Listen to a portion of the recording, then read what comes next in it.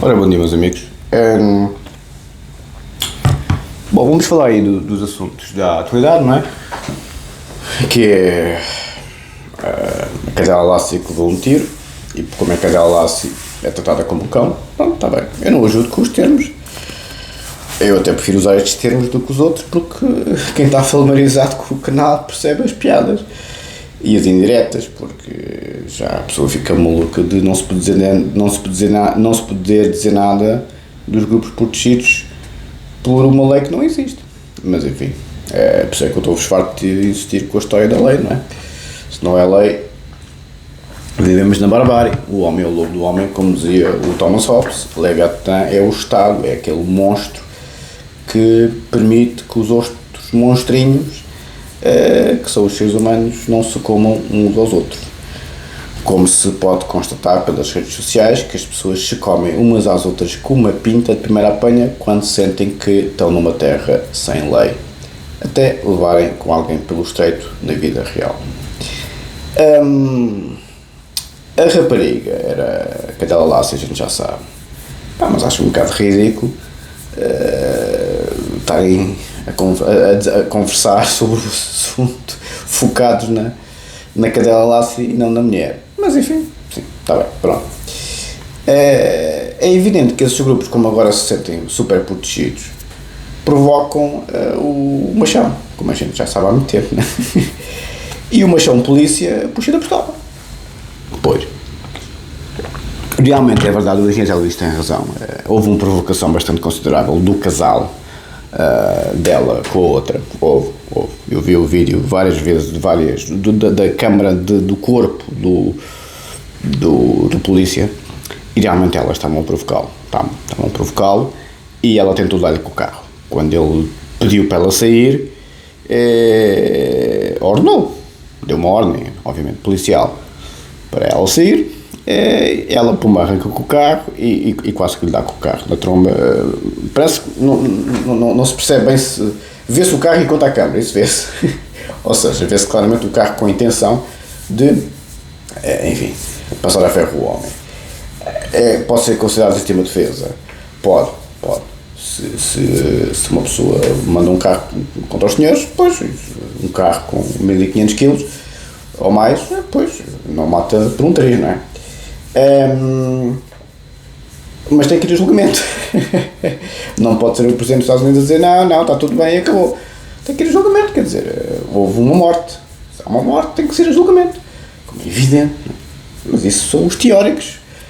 O Dr. Inês a falar com o Lula, então, mas não acha que para se ter o mais alto cargo da nação se deva ter uma preparação escolar mínima? Quer dizer, como por exemplo uma licenciaturazinha, um curso superior, não é preciso, não estamos a falar de ser pessoa catedrática nem doutoramento, né? O Enéas estava a dar o toque para o Lula, mas pelo menos saber ler e escrever um bocadinho, né? Saber pensar, como o tio Aristóteles ensinava, não é? Pensar o pensamento, a reflexão. Não, o Lula responde, como é típico da velha guarda, não, isso para se ter capacidade de decisão, foi mesmo assim. E onde é que eu já ouvi isto? Para se ter capacidade de decisão política e administrativa, não é preciso curso superior, coisa nenhuma. E esta dinâmica muito marxista, o Marx é que dizia isso, na 11ª tese de crítica a Feuerbach.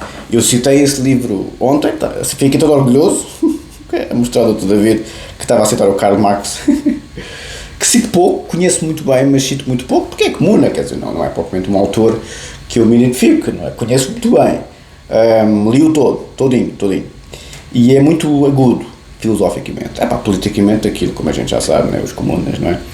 Mas realmente o Karl Marx, eu não gosto de comparar,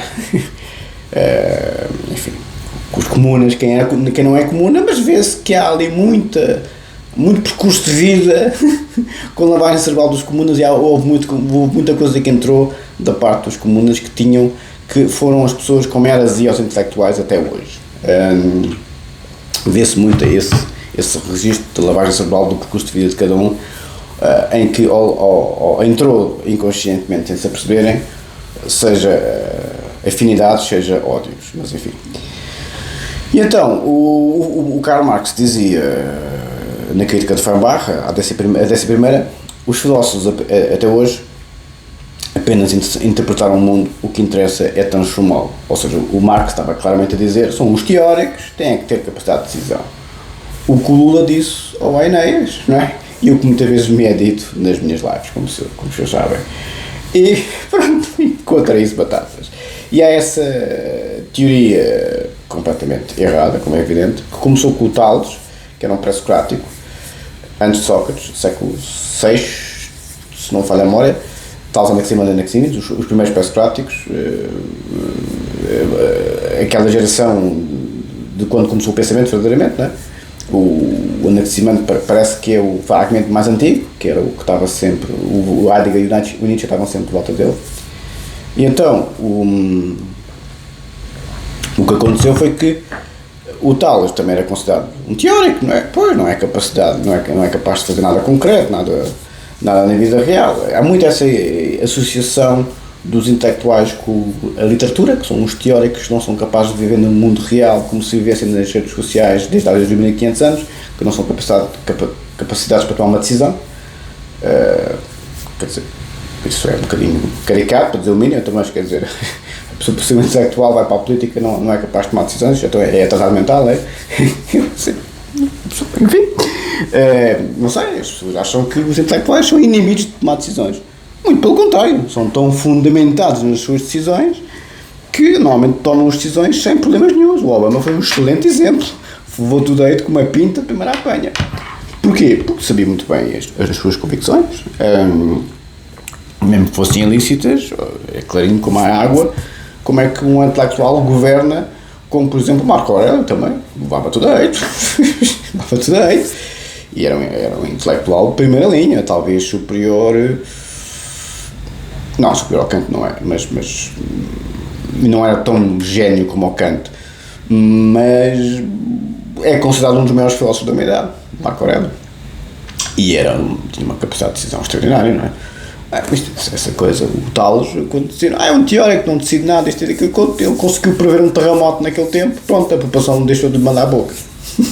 Pronto, não sou capaz de fazer nada concreto, está bem, pronto. Conseguiu prever, a história é verídica, conseguiu prever um terremoto, mais ou menos, enfim, ao pormenor, e as pessoas ficaram muito impressionadas com a capacidade pragmática daquele homem que andava sempre nas nuvens e parece que uma vez caiu num buraco porque estava tão distraído lá com as suas ideias. Sim, há os intelectuais muito excêntricos que vivem mesmo no mundo da lua e estão 5 anos para escrever uma linha, não 5 horas. Bem, isso é verdade, não é? São esses, normalmente, esses é um bocado o canto asteroides, quer dizer, nunca vão à fruta, nunca fazem uma vida profissional normal, quer dizer, estão mesmo, é estilo o monge beneditino, estão mesmo lá nos conventos e nos mosteiros isolados. Isso é muito raro, muito raro. Esses intelectuais são muito, muito, muito raros, até na história da humanidade. Era o Wittgenstein ia para a Noruega e tal, eu ia para o deserto. Sim, mas não deixamos de ter um contacto com o real muito grande, como é evidente, senão a pessoa fica meio maluca dos cornos, não é? Como é evidente, não é? Mas pronto, são gerações diferentes, são formas de estar diferentes, são percursos de vida diferentes, isto é a minha posição, posso estar errado, não digo que não, mas, enfim, a história tem provado que a civilização avança com o conhecimento intelectual, não com as decisões de gente que às vezes é qualificada como o Lula, uns autênticos analfabetos, a decidir o destino de milhões. Como é evidente, vejam a diferença entre o Lee Kuan Yew em Singapura, que sempre insistiu, sendo ele próprio um intelectual, sempre insistiu na meritocracia, no talento intelectual para desenvolver um país que não tinha nada, e hoje em dia Singapura é o 4º país mais rico do mundo. Tem vários galões que nunca mais acaba, é considerado o mais seguro do mundo, tem o melhor aeroporto do mundo, quer dizer, tem uma série de galões que os fazem ser melhores do mundo e muita coisa, não é só na riqueza. Porque ele insistiu, sendo ele um académico de excelência e intelectual, que o país para desenvolver tinha que ter talento intelectual. Talento. Ele é profundamente. É eu levado a mil. Ele defende. É o país com mais licenciados no mundo inteiro, Singapura. Se os senhores não têm uma licenciatura em Singapura, os locais acham que os senhores são ou psicóticos, ou criminosos, ou sem abrigo. Quer dizer, é quase impossível encontrar um singapuriano sem uma licenciatura. Aliás, todos são recomendados a irem para os mestrados e para os doutoramentos nas grandes universidades singapurianas e estrangeiras. Aliás, a maior parte das universidades singapurianas têm protocolos com as grandes universidades estrangeiras, especialmente as americanas e as inglesas. Mas isto é o Lee Kuan Yew que, enfim, transformou um pântano, uma aldeia pescatória com moscas, em 30 anos, num dos países mais desenvolvidos do mundo, e em 50 anos no quarto país mais rico do mundo. O que é que ele percebe disto? O que é que o Lee Kuan Yew percebe? Esse intelectual que não sabe decidir nada e que foi o pai de uma nação e que fez daquela ilha pescatória no meio do nada uma das coisas mais espetaculares à face da Terra. Não é uma democracia liberal, não é. É uma meritocracia. Quem manda é sempre os mesmos. Sim, mas são seríssimos. Ele teve um ministro que foi descoberto à corrupção e o ministro foi ter com ele e ele deu-lhe a entender, é melhor suicidar-se. Mais ou menos assim. E suicidou-se. Foi aquela coisa do Harakiri, não é? Eles têm aquela coisa oriental da honra também, apesar de serem mais chineses do que japoneses. Aquilo mistura-se um bocado ali. Bem, isto são os melhores exemplos do mundo, não é? E depois voltamos para o mundo real da Europa Ocidental e dos registros que nos determinam nos dias de hoje, em que se mata uma mulher e pronto, e está tudo bem. Depois vem a gorda da Câmara Municipal de Lisboa a defender a outra porque era cadela Lassie e pronto, e depois os machões, lá estão as gordas com as cadelas Lassie. E realmente o que é que a Câmara Municipal de Lisboa tem a ver com o presidente Donald Trump? É uma gorda a defender a cadela Lassie contra os machões. E é isto que é o mundo 2. Por isso é que eu levei com os tilhaços das bombas nucleares das redes sociais. Isto é tudo de gente maluca dos cornos. Foi o que eu vi nas redes sociais. Inclusive pessoas que parecem normais, com vidas normais e com modos de estar na vida normais. Não, isto é, a psiquiatrização do Ocidente tornou-se uma coisa absolutamente insuportável. Aliás, a minha fibromialgia, cada vez que venho,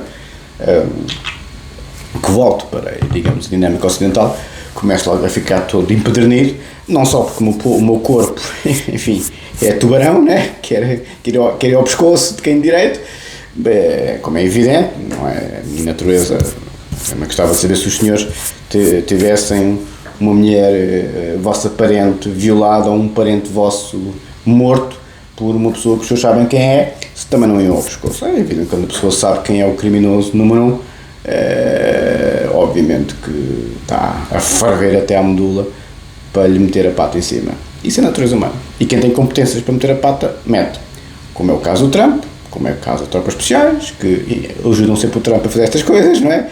E como é o caso dos atletas de exceção, que têm competências físicas que as gordas e as cadelas Lassie não têm, e que estamos numa guerra de machões, durões, contra gente que até há muito pouco tempo era completamente excluída da sociedade, seja por doença mental, seja por inoperância funcional, não é? Ontem mandei um vídeo para o Autor da Vida em que o tipo que perseguiu uma das atrizes muito giras, a Isis Valverde, o que era, muito gira por acaso, era um gordo chulo obeso mórbido, de cadeira de rodas, e é sempre assim. Quem persegue as mulheres muito bonitas ou os craques, vai dar o mesmo, são pessoas que na vida deles têm muitas limitações.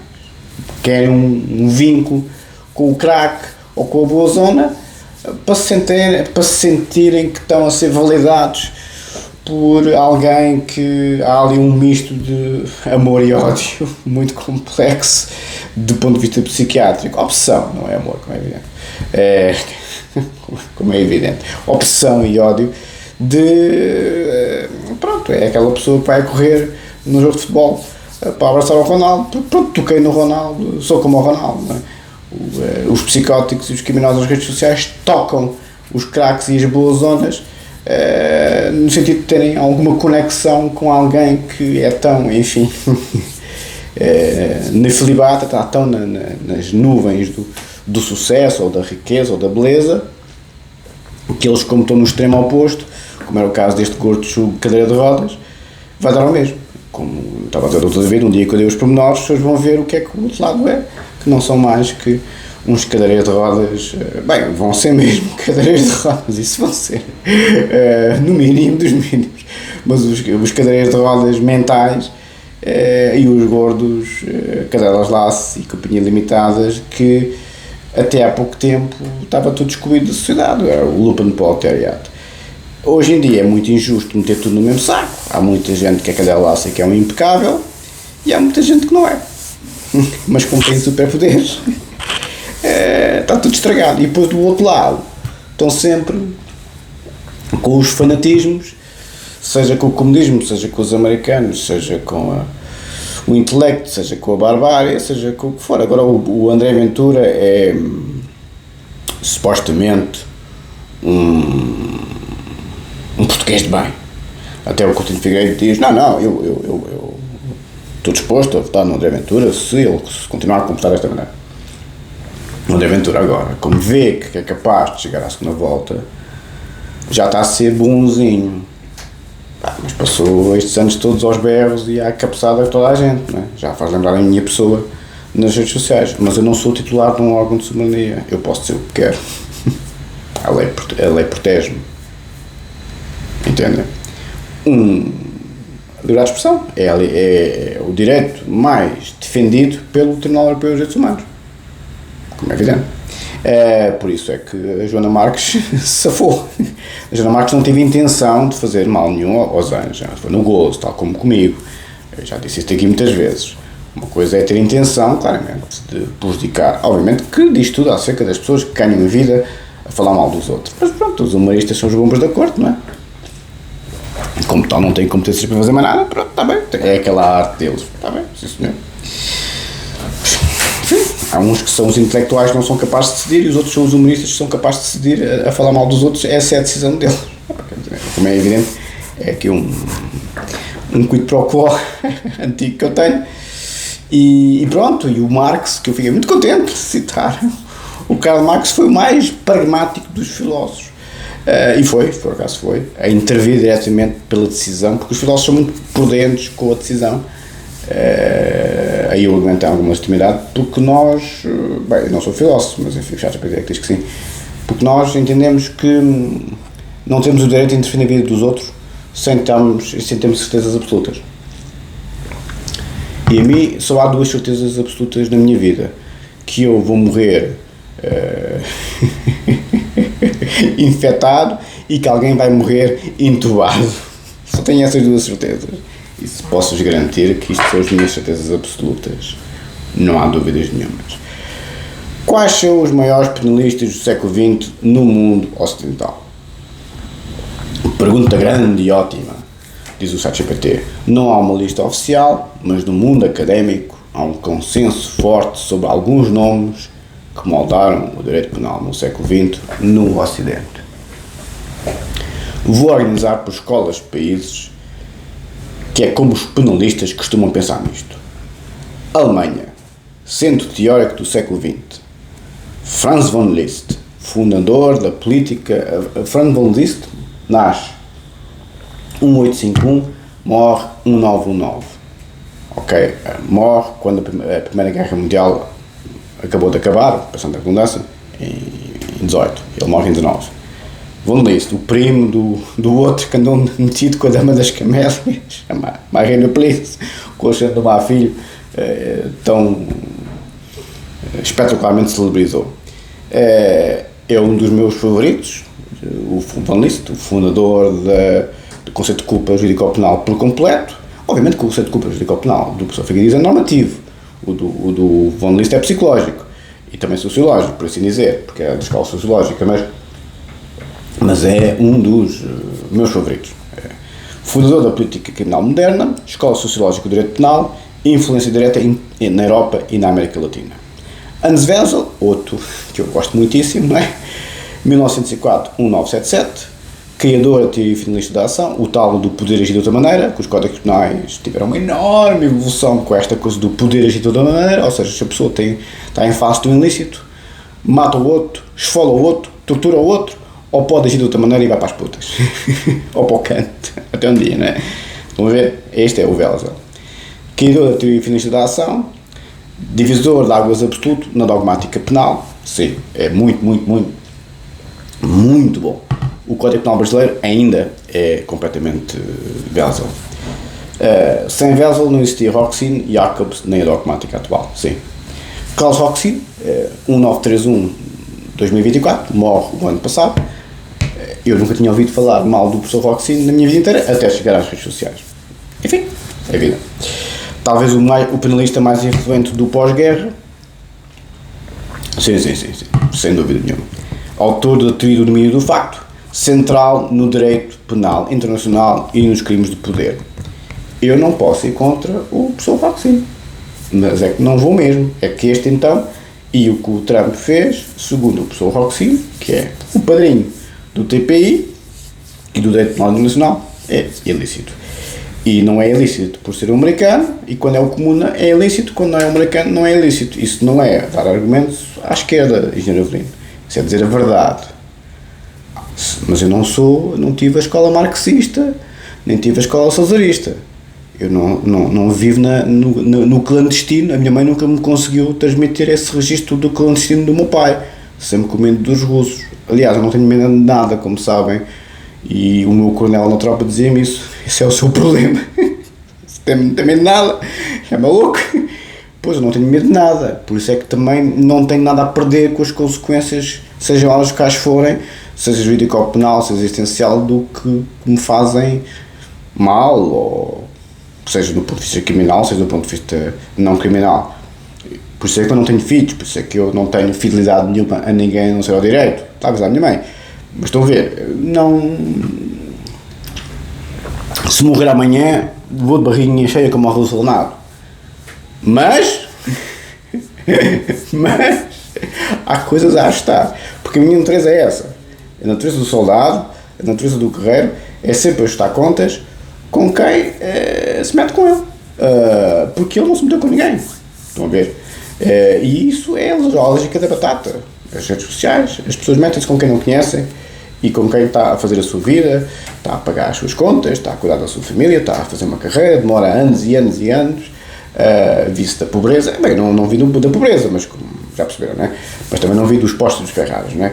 Demora anos e anos e anos, quem não tem padrinhos, não é?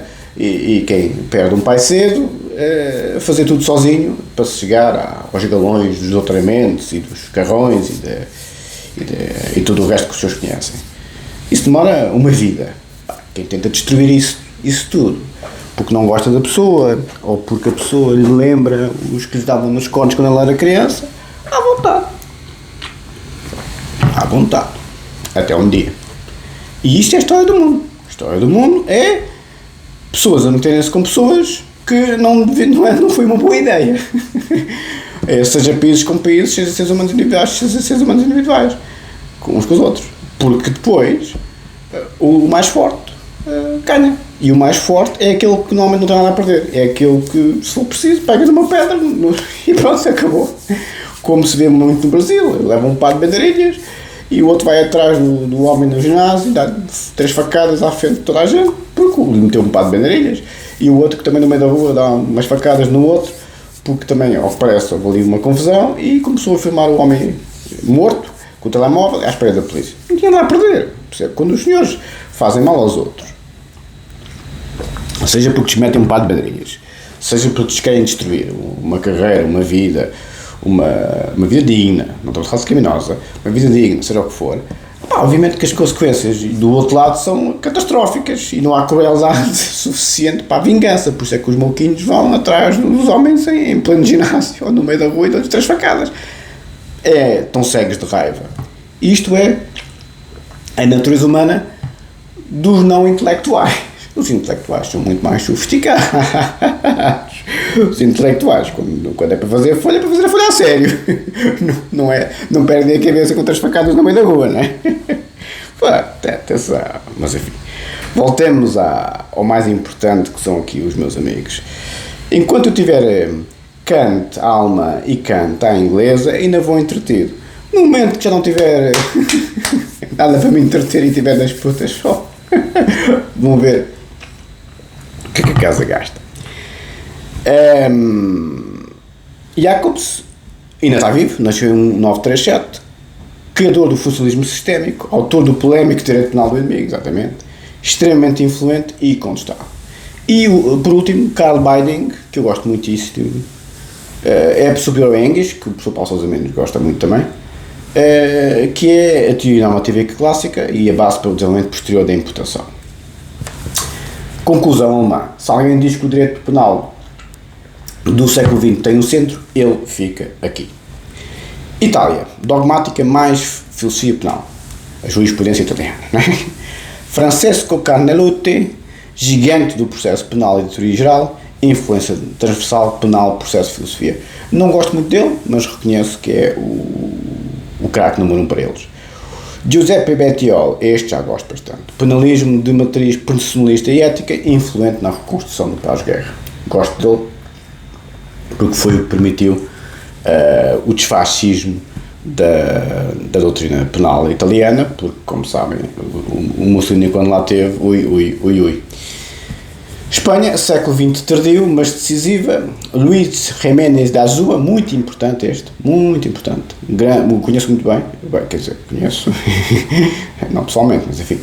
Ponto entre a Alemanha, Espanha e América Latina, grande difusor do pensamento alemão, sim.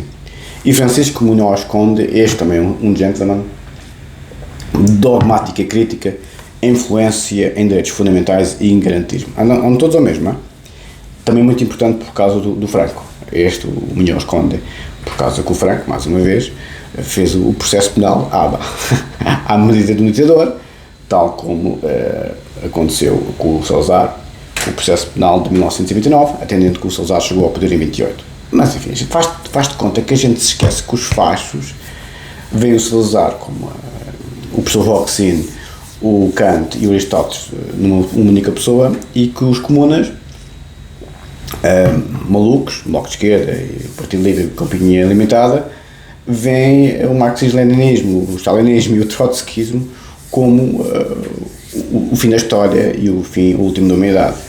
E estamos a falar sempre de pessoas que até são pessoas normais, que fazem as suas vidas. E depois, voltamos sempre ao mesmo, usam a política para deixar ser a sua doença mental e o seu crime. Foi o abre-olhos das redes sociais. Por isso é que eu fico sempre um bocado mal disposto quando venho aqui, principalmente quando tenho que falar das coisas que eu tenho tanta dificuldade em reprimir. Até o meu corpo arrebenta todo pelas costuras com a minha repressão, como devem calcular. Seguramente não vou arrebentar pelas costuras toda a vida só para ser um venceliano a poder de outra maneira. Enquanto a minha mãe andar por aí, não quer criar desgostos e tal, já sabem o que é que casa gasta, não é? Por enquanto, porque se é como o Trump, o Maduro andava por ali, não é? Provocou diretamente o Trump, pois, eu também, depois chega a um ponto que a pessoa diz, não, estamos aqui a andar. Sim, mas quando a corda parte, pois, isso aí basta um espirro que a coisa descalabra por completo. Porquê? Porque as pessoas já estão no seu limite, dos limites.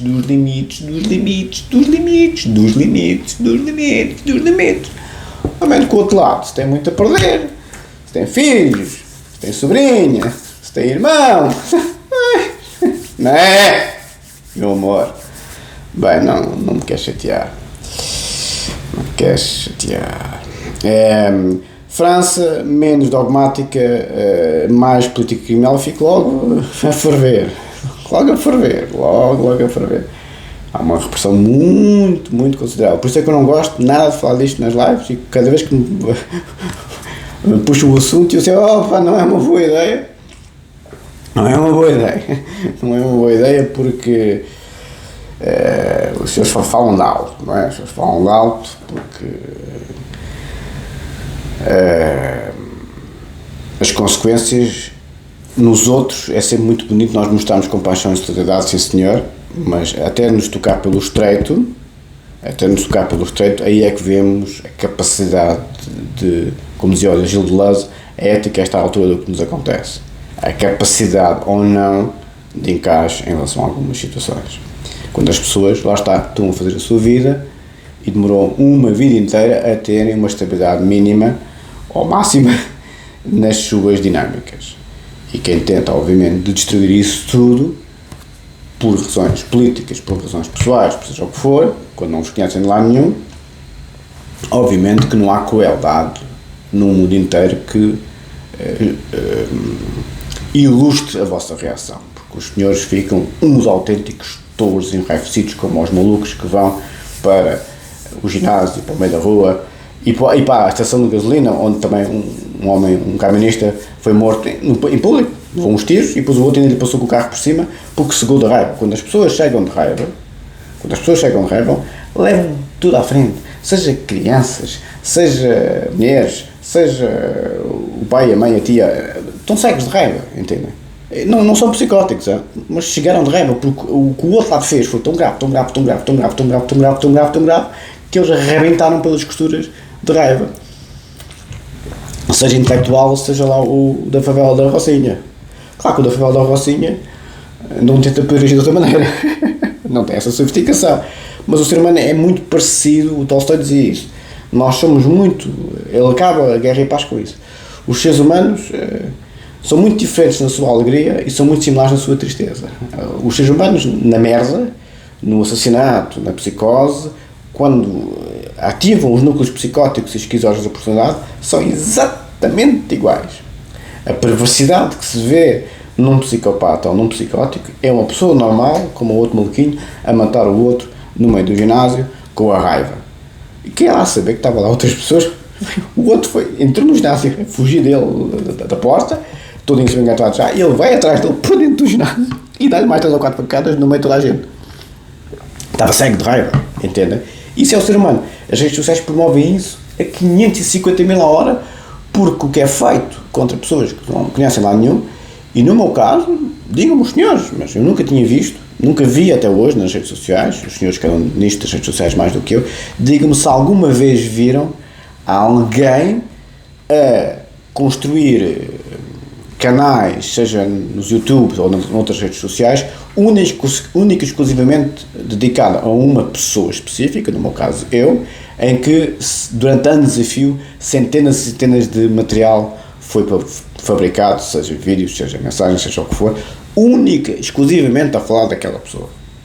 Ou seja, as pessoas criaram canais nas redes sociais única e exclusivamente pessoas. Há um Bin Laden, como é evidente. Não é? Digam-me os senhores das redes sociais que sabem disso. Se conhecem alguém que criou um canal, ou vários canais nas redes sociais, seja os YouTube, seja outras redes sociais, os ex da vida, isto e aquilo e outro, único e exclusivamente durante anos a viu a fabricar centenas e centenas de material só baseado naquela pessoa, porque o que eu conheço das redes sociais é mandam um pouco uns aos outros, tal, isto, aquilo, outro, mas pronto, há vários alvos, não é? Não, no meu caso, esta pessoa fui eu, durante anos a fio, o único alvo. Não havia mais nada para falar na história da humanidade, a não ser a minha pessoa e as minhas intervenções nas redes sociais. Mais absolutamente nada. 781 vídeos, vejam bem quantas milhares de mensagens não foram ao final de anos a fio. Bom, se isto não desencadeia do outro lado uma raiva proporcional, vejam bem onde nós estamos. Por isso, não vamos falar sobre isso, que eu não quero chatear, porque aliás é muito difícil não falar sobre isso cada vez que venho às redes sociais, porque tudo o que existe nos dias de hoje de ódios nos vários campos políticos ilustram estas pessoas. Por isso é que o outro deu um tiro nos cornos da rapariga, porque a rapariga estava a provocá-lo. É verdade. Pois está errado. Pois está. Pá, mas voltamos ao mesmo, porque é que estão a provocar os outros, se os outros têm uma arma no coldre, ou se têm competências para vos ir aos cornos e vos partir em 50 pecados? Pá, entendem? É que o ser humano chegou a um patamar tão estúpido que entra numa lógica suicidária e pronto, e normalmente acaba muito mal, como é evidente. Não se perde nada. França, menos dogmática, mais política criminal, Marc Ancel, política criminal e humanização do direito penal, importante no Conselho da Europa. Sim, o nosso Código Penal, quando foi aprovado, foi o professor Marc Ancel foi logo dado como exemplo. Mundo anglo-saxónico, outra lógica, diz o ChatGPT. Aqui o penal mistura-se com o filosofia do direito, é verdade. Eu sou um bocado anglo-saxónico, eu misturo o direito penal com o filosofia do direito, como sabem. Talvez o conceito científico XYZ fiquem um bocado apartados com isso. A arte, HLA arte, Herbert Hart, muito conhecido. Responsabilidade, culpa, punição, influência enorme fora da dogmática continental. Sim, é o maior filósofo do direito no mundo continental, no mundo anglófono. E penalista. Glanville Williams, menos importante, mas muito relevante. Penal clássico inglês, muito citado em culpa, tentativa e omissão. Ou seja, não, no mundo anglo-saxónico é só estes dois no penal. Vejam bem, não tem nem de perto nem de longe a força avassaladora do direito romano-germânico, principalmente dos alemães. Porque veja, tanto a França como a Itália é mais política criminal. A dogmática direito penal, o que faz os códigos penais e os códigos processos penais, os craques, e a Itália também um bocadinho no processo penal. Um bocadinho, tem um no código de processo penal bom, que é o Caneluti, mas os craques, assim mesmo, milhões, com uma carrada deles, é os alemães. Estão a ver? Mas pronto, o que é que eu percebo disto, não é? Estados Unidos, o grande. Tem um, que é o Wessler, o Herbert Wessler, que é o arquiteto do moderno Código Penal Model Penal Code, que é nos Estados Unidos, que tem uma influência prática gigantesca, é o mais prático deles todos.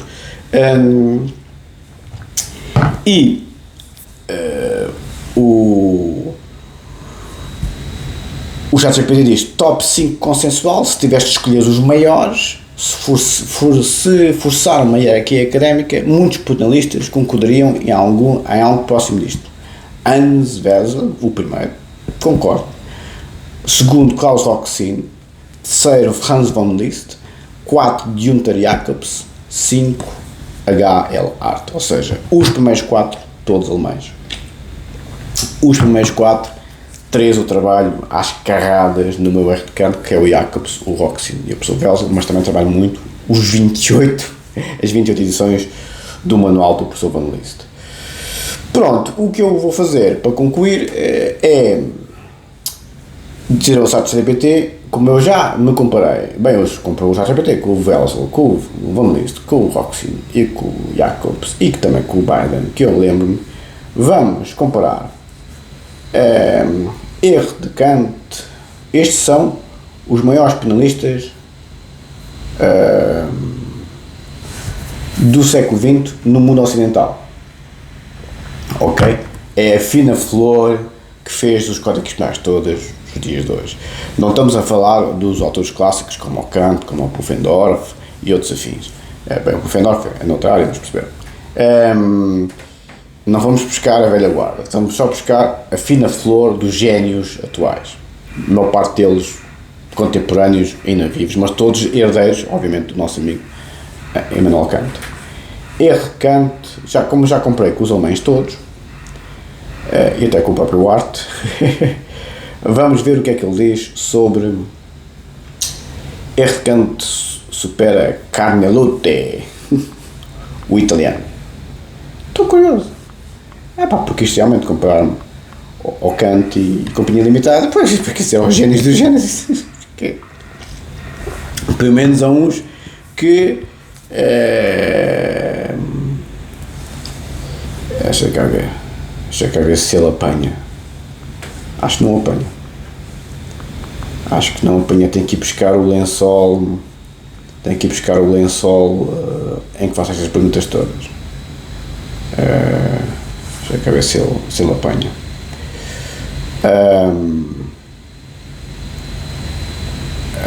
Deixa eu ver. Pois, tenho que ir buscar o lençol. Porque eu fiz a pergunta e ele, pumba, criou logo o diálogo. Deixa cá ver, voltar aqui atrás, porque tenho que continuar o raciocínio para ele perceber, para ele ter elementos, porque senão, se começa outra conversa, ele perde. A conversa vai longa, mas enfim, há vários. No sábado o Conatos vai apresentar o Aristóteles. Então pá, está lento, pá. Erro de Kant supera Carnelotti, o grande processo penal italiano. Eu prefiro ser comparado com estes mais normais do que com os grandes géneros da humanidade, porque aí as conclusões são mesmo um bocadinho, para mim, completamente inverosímeis. Até capaz de ser verdade, eu até posso estar aqui um gênio escondido, gênio louco, todos temos um pouco, sim, a minha agressividade é um bocadinho força delta, né? Sim, eu reconheço que sim. E o meu lado intelectual é um bocadinho Kant, sim, eu reconheço que sim. Dr. Jekyll e Mr. Hyde, paradoxo de existência do Kierkegaard. Sim, as pessoas mais sofisticadas normalmente têm estas excentricidades, têm extremos fortes, não são bipolares, porque, enfim, sabem bem o que é que estão a fazer, não é? Mas é normal esta polarização nas dinâmicas libidinais e agressivas, porque o ser humano é a pulsão da vida e a pulsão da morte, é o lado sexual e agressivo que são os seus instintos. Eu sou muito instintivo. O problema é quando o mundo cruza pessoas com o meu perfil com pessoas que odeiam o meu perfil, como foi o coitado da rapariga com o polícia. Acabam numa morte, não há hipótese, porque estas pessoas odeiam-se. A rapariga com a outra esposa, enfim, estavam a provocar os polícias já há bastante tempo. O amigo Zé Luís também falou sobre isso, com os carros, na neve e tal, os homens no neve cheio de frio a fazer o trabalho e estavam sempre a provocar, estavam sempre enfim. Resposta curta: o erro de Kant supera Francesco Carneluti no plano filosófico do direito penal. O ChatGPT é esperto, nunca diz que eu supero 100%, é esperto. Não o supera como teoria geral do processo penal, sim. O que Carneluti é, e porque é gigante, morre em 65, um dos maiores juízes do século XX, sim. Campo central, processo penal, teoria do conflito, justiça como drama humano, gosto muito dele por causa disso, obra marcada por humanismo cristão, preocupação ética com o sofrimento, visão quase pastoral do juízo e do réu. Por isso é que eu gosto de pôr lá o comum no meu erro de Kant, porque o Código Penal é profundamente doutrina teológica, profundamente São Tomás de Aquino, que também ontem estava a articular o São Tomás de Aquino. Doutor David, aquela frase em latim que eu lhe mandei não tinha a ver com o que estávamos a falar, tinha a ver com o Marx, mas não com o resto. A frase em latim é uma frase do São Tomás de Aquino, da doutrina, em termos jurídico-penais, que o Ricardo vai pegar, articulando o Hegel e o Marx e o Aristóteles. A praxis, a tal prática do Marx na 11ª crítica ao Feuerbach. As 11 teses aquele livro que eu lhe mandei, do Dr. David, são as 11 teses de crítica ao Feuerbach, e dessa primeira os filósofos até hoje apenas interpretar o mundo, o que interessa é transformá-lo. Ou seja, os meus debates nas lives não me estão a dizer nada de novo. Eu sei muito bem que os intelectuais têm essa interpretação da maior parte das pessoas. Pois, mas nós somos o Alexandre Dumas, nem o Victor Hugo, nem o Homero. Estão no penal e na psicanálise. Jesus! Se há pessoa que entra que nem um leão, se há pessoas que entram que nem os leões na vida concreta das pessoas com decisões que nunca mais acaba, é o penal, como é evidente, especialmente a nível político. Como diz a professora Ana Manuel Rodrigues, a crise do conceito de culpa é muito difícil a relação entre a política criminal e a dogmática jurídica penal. É os políticos a não aceitarem, os penalistas a dizer tem que ser assim a lei, e os políticos a dizer não é bem assim, passo escolha de dizer ao Joaquim Sousa Ribeiro, isso os princípios constitucionais da proporcionalidade, isto e aquilo não prestam para nada. É a lei, é para cumprir, não é para cumprir quando a gente gosta, é para cumprir sempre, até ser obviamente revista por quem de direito. E quem é que revê as leis numa democracia? A Assembleia da República. O Conselho de Ministros também, como é evidente, não é? Também, obviamente, o Alexandre Guerreiro agora creio que é a principal função, é estar sempre a ver decretos-lei que estão, obviamente, desusados e então propõe razão X e Y. Estão sempre craques académicos, intelectuais, a trabalhar para os governos, porque os políticos, normalmente é Lula e companhia limitada, não têm preparação intelectual, então são como Vasco Soares, nem sequer lê os dossiês, não é? Quer dizer, não tem preparação, não é? Alguém tem que fazer a escrita. E por isso é que os penalistas e nós, os psicanalistas, interferimos muito na vida das pessoas, porque se há problema no ser humano desde o início da humanidade, é a sua saúde mental e o seu registro criminógeno. Não é? Por isso, continuando. Visão quase pastoral do juiz e do réu. Carneluti não constrói uma teoria da culpa penal, nem da imputação. Nos modos alemães, ele aceita o direito penal dado e preocupa-se com o como julgar. Exatamente. Onde Carneluti não entra.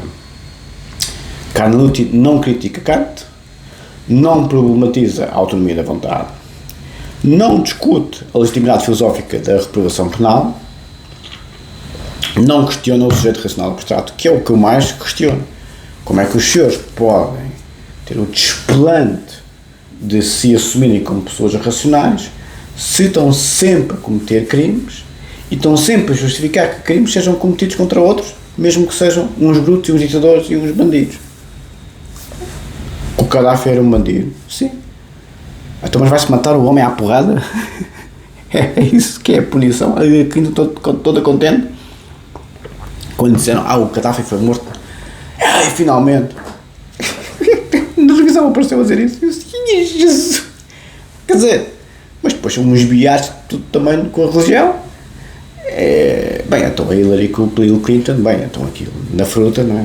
Como a gente sabe, com Mónica Lewinsky, quer dizer, se eu sou liberal e agressivo, bem, então, se eu sou instintivo, então o Bill Clinton e respectivos apiniguados, é que temos que perceber que os americanos não são sofisticados como os europeus. Os americanos são europeus sem travões e têm a inteligência europeia, mas têm a beatitude do Bible Belt norte-americano e dos típicos povos colonizados.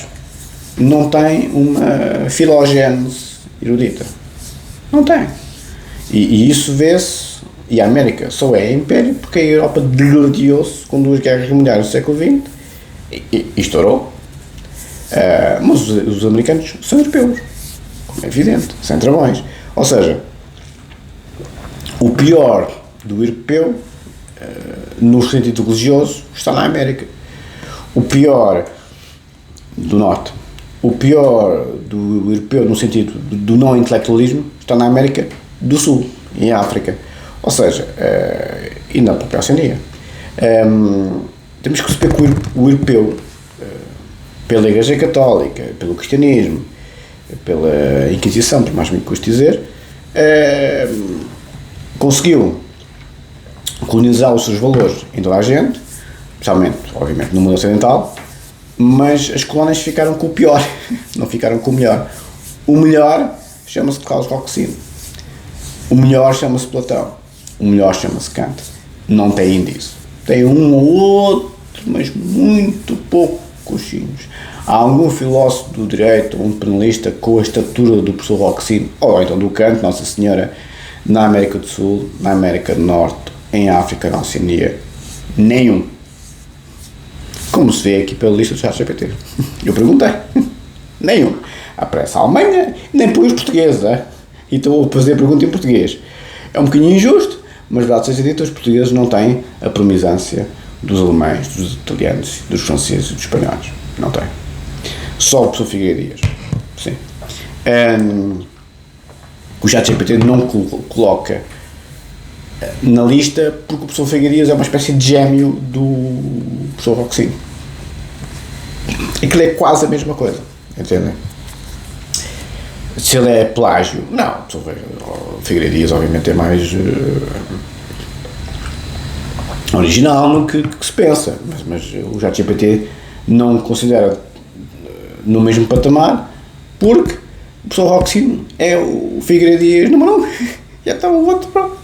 Eu, como sou português, ponho o professor Figueiredo Dias, mas reconheço que o professor Figueiredo Dias a nível internacional é muito conhecido, mas o craque é o professor Roxin. É verdade. Eram muito amigos os dois, muito amigos. O seu foco é processual, para concluir, o seu foco é processual e ético, não fundacional. O que faz o erro de Kant? Diz o meu nome, diz o erro de Kant, são as minhas 3 teses de doutoramento compiladas, psicanálise e direito penal, num único volume, em que é muito filosofia de direito penal, mas obviamente imbuído de psicanálise e de filosofia.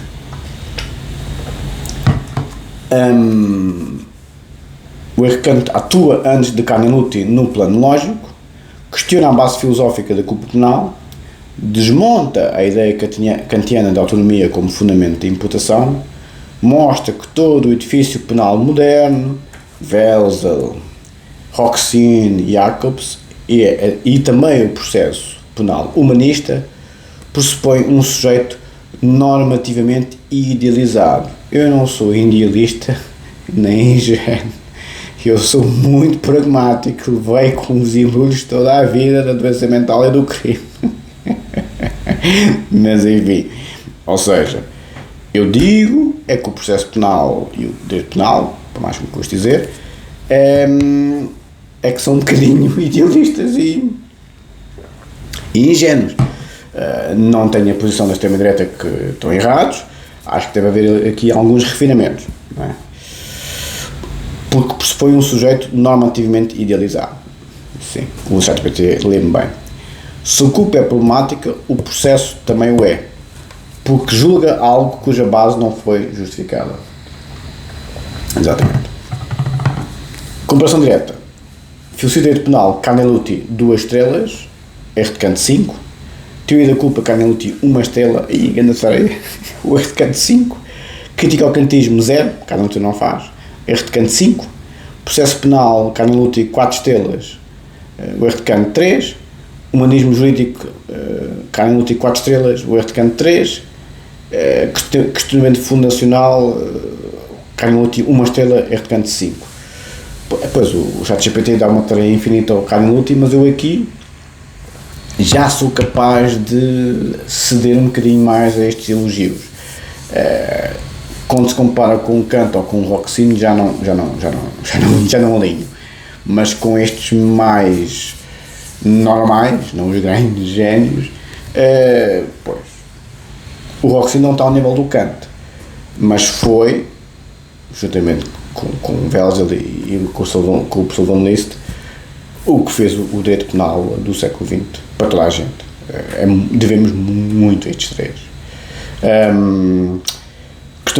O humanismo jurídico, Carneluti, 4 estrelas, erro de Kant 3. Questionamento fundacional, 1 estrela, Carneluti, o erro de Kant 5.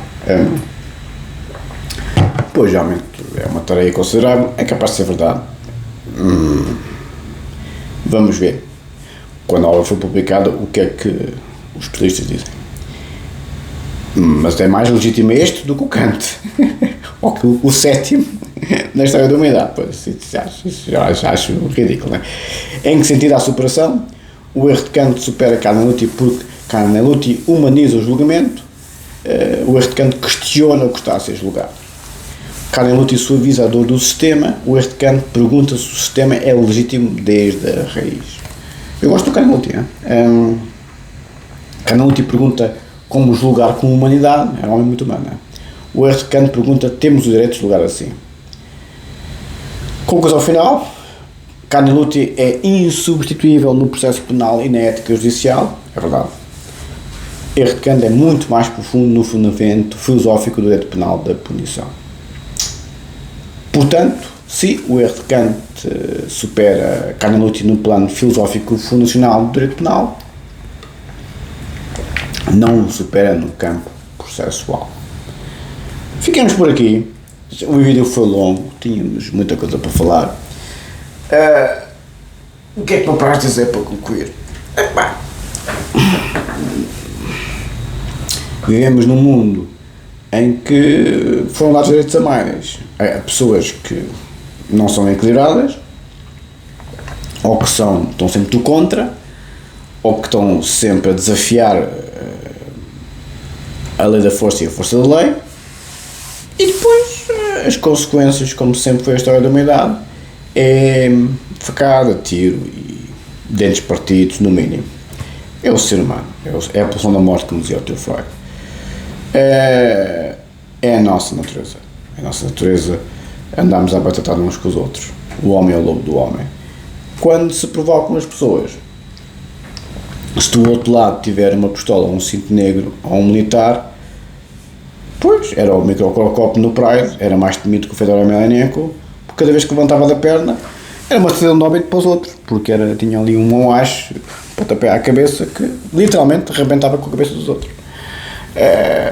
Quer dizer, e no momento que temos pessoas, e é isto que eu gosto dos muçulmanos, e gosto dos árabes, e gosto dos chineses e dos russos, no momento que temos pessoas no Ocidente, em que não há meritocracia, têm orgulho de serem gordas, têm orgulho de serem nojentos e repelentes em tudo o que é, como o outro gordo chulo na cadeira de rodas, obeso mórbido, têm orgulho de serem absolutamente nojentos e repelentes e bizarros na sua forma de estar na vida, na sua aparência, na sua disciplina física e intelectual. Mas há 2000 anos que os Marcos Aurélios e os Kantes desta vida dizem, não, isso é doença mental, isso é pessoas que são os excluídos da sociedade porque se auto-excluem. Quando os excluídos da sociedade que se auto-excluem provocam os craques, acaba tudo à batatada e acaba sempre com a lei do mais forte, e é o Trump que manda nos dias de hoje, graças a Deus. Tenho pena das cadelas Lassie? Não tenho, por acaso não tenho. Eu avisei muitas vezes, o André Ventura agora está-se a fazer de lobo com pele de cordeiro, tanto de esticar a corda que a corda partiu, tanto para um lado como para o outro. Eu, sei as linhas com que me cozo, a civilização ocidental sabe as linhas com que se cose, mas vai haver uma guerra por causa do Irão, isto, aquilo e aquilo outro. Não creio. Toda a gente tem medo dos americanos, graças a Deus, e a China quer ganhar dinheiro, a Rússia, enfim. Não creio que vá haver guerra. Até amanhã. Muito obrigado. Um abraço.